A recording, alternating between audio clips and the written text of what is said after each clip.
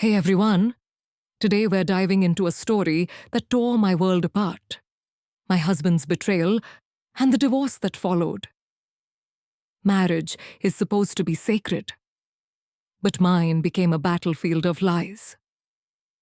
According to the American Psychological Association in 2024, infidelity is a leading cause of divorce. And I lived that heartbreak. I'm Emily. And this is how I survived the pain of betrayal and found a way to heal. Stick with me, because these lessons could help you mend a broken heart. I met David at a friend's wedding, his smile promising forever. We built a life, 2 kids, a dog, Sunday barbecues. I trusted him completely, sharing dreams over late-night coffee. But after 12 years, something shifted. He grew distant. His phone always locked. His excuses flimsy. I brushed it off, blaming stress, until the truth hit like a freight train. Betrayal doesn't just break your heart, it shatters your identity. I was a wife, a mom, but suddenly, I was a fool. The APA says 50% of marriages face infidelity, and I was one of them. I felt alone, but I wasn't. If you've been betrayed, this story's for you. Let's walk through the pain together. I'll never forget the night I found out. It was a Tuesday. Kids asleep. David working late again. His phone buzzed on the counter, and something, call it instinct, made me look. A text from Sarah, miss you tonight. My stomach dropped. I scrolled, heart pounding, uncovering months of messages, hotel receipts, lies? He'd been having an affair for a year. I confronted him when he got home, my voice shaking. Who is she? He didn't deny it, just stared at the floor. That silence was louder than any apology.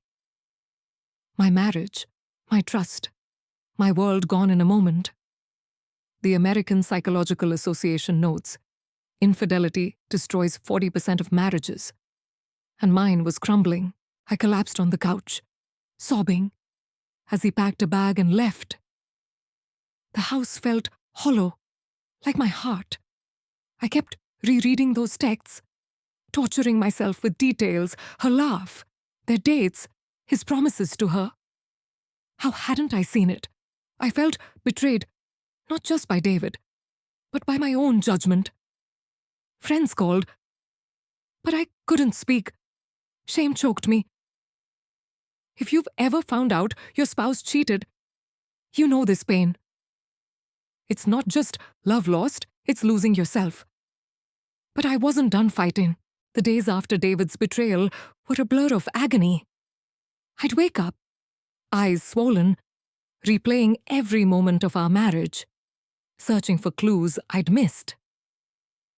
Was I not enough? The American Psychological Association says infidelity often triggers deep shame, and I drowned in it. I avoided mirrors, hating the woman staring back, naive, broken.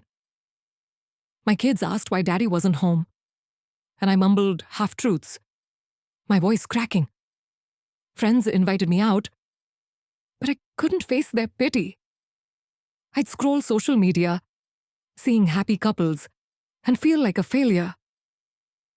Divorce loomed, but the pain of betrayal cut deeper than any legal battle. I stopped eating, barely slept, and snapped at my kids over nothing. Guilt piled on. How could I be their rock when I was crumbling? I'd cry in the shower, hoping the water would wash away the hurt. It didn't. I felt like I'd never trust again. Not David. Not anyone. Not even myself. The worst part, I still loved him. And that made me hate myself more. If you've been betrayed, you know this spiral anger, grief, self-doubt, all at once. But in that darkness, I found a spark. I couldn't stay here. I had to heal. For me. For my kids.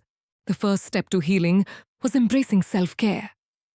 Though it felt impossible at first. My body and mind were screaming for help. But I'd ignored them, consumed by betrayal's pain. I started small, forcing myself to eat a real breakfast instead of coffee. I'd sit at the kitchen table, kids at school, and savor oatmeal like it was a lifeline. The American Psychological Association emphasizes self-care as critical for divorce recovery, and I began to see why. I wasn't just feeding my body, I was reclaiming it. Next, I tried walks in the park, sunlight warming my face, birds drowning out my thoughts. Those moments reminded me I was still here.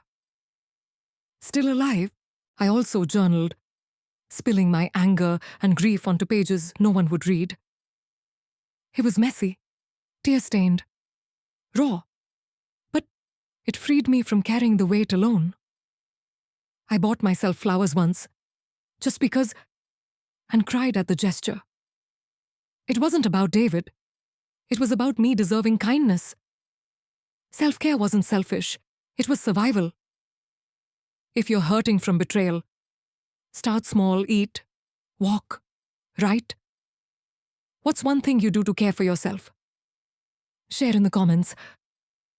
Those tiny acts built a foundation. I wasn't healed, but I was moving forward. Therapy became my anchor when I was drowning in betrayal's aftermath. I hesitated at first.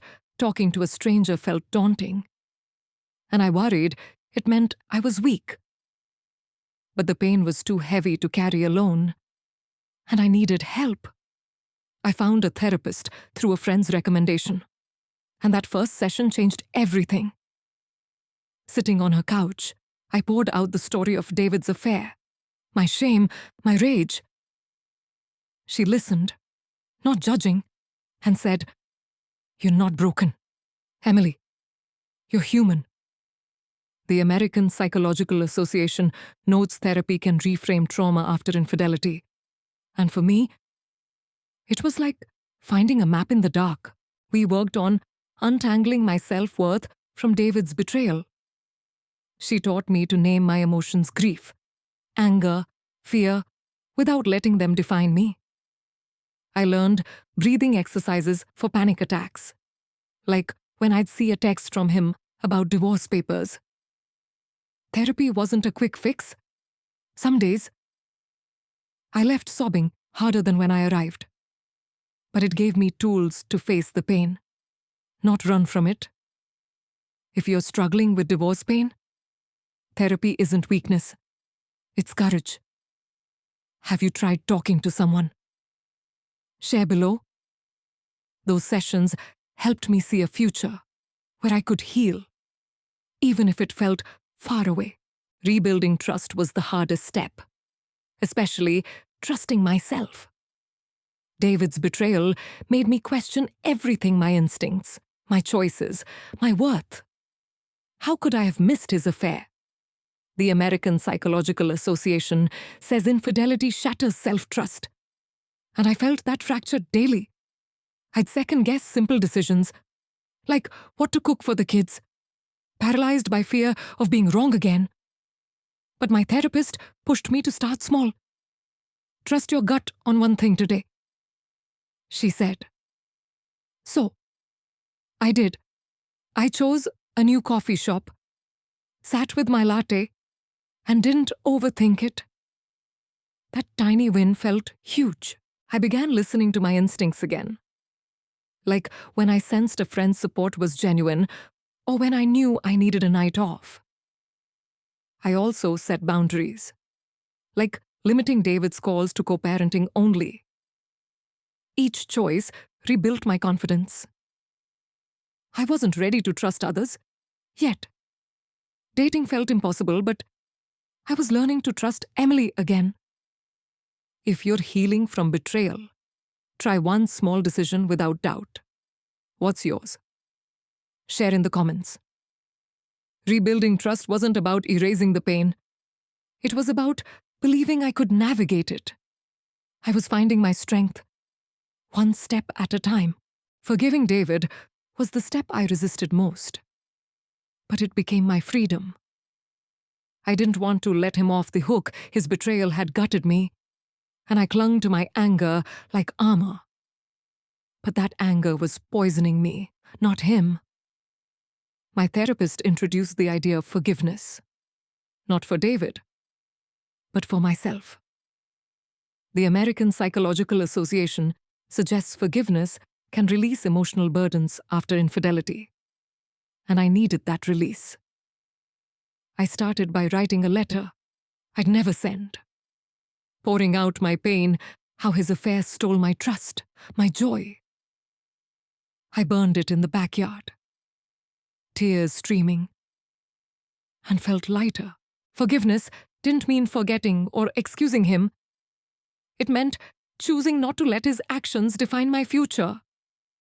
I stopped replaying his lies, stopped checking his social media. I focused on my kids, my healing, my life.